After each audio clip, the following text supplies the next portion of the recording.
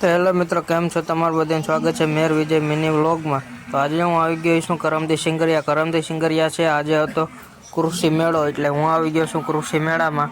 તમે જોઈ શકો છો માંગરોળ તાલુકા વહીવટ તંત્ર આપણું હાર્દિક સ્વાગત કરે છે. આપણે છે કૃષિ મેળામાં આવ્યા હતા કરમદી સિંગરિયાને. આપણે છે અંદર ગેટની અંદર ગરી ગયા હે. તમે જોવ છો આપણે હે અહીંયા અનેક પ્રકારના સ્ટોલ બધી પ્રકારના પડેલ છે.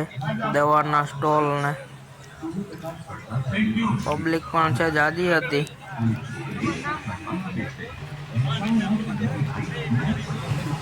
દવાના સ્ટોલ, પાઇપલાઇનના સ્ટોલ ને એવા અનેક પ્રકારના સ્ટોલ જેવા હતા. સ્ટોલ જુનાગઢ કૃષિ યુનિવર્સિટીથી હતા. સ્વરાજ ટ્રેક્ટરનો સ્ટોલ પણ હતો. આ સ્ટોલ આપણે બધી મુલાકાત લીધી હતી.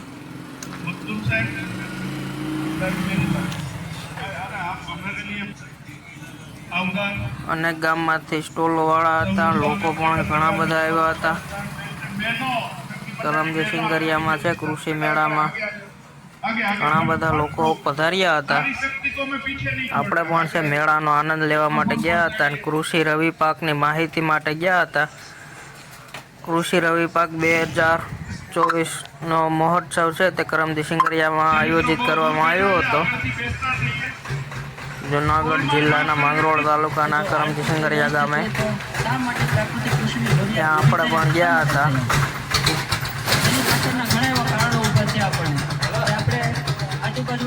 તમે જોઈ શકો છો રવિ કૃષિ પાક મહોત્સવ 2024.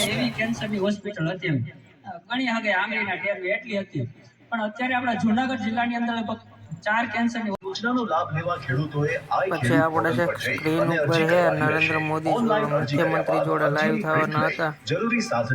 મુખ્યમંત્રી જે હતા લાઈવ થવાના હતા તે બધી બતાવતા હતા. ને સ્ક્રીન ઉપર છે બાગાયતી ખેતીની બધી માહિતીની છે તે બધી લોકોને બતાવી રહ્યા હતા.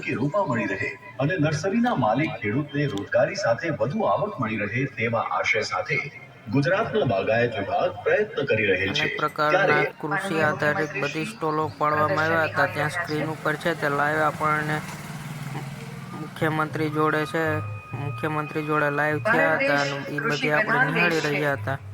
મુખ્યમંત્રી છે તે ત્યાં બધી જોડે સ્ટોલોની મુલાકાતને લઈ રહ્યા હતા. તે આપણે બતાવી રહ્યા હતા સ્ક્રીન ઉપર. બધા જ લોકો તે સ્ક્રીન ઉપર જોઈ રહ્યા છે અત્યારે.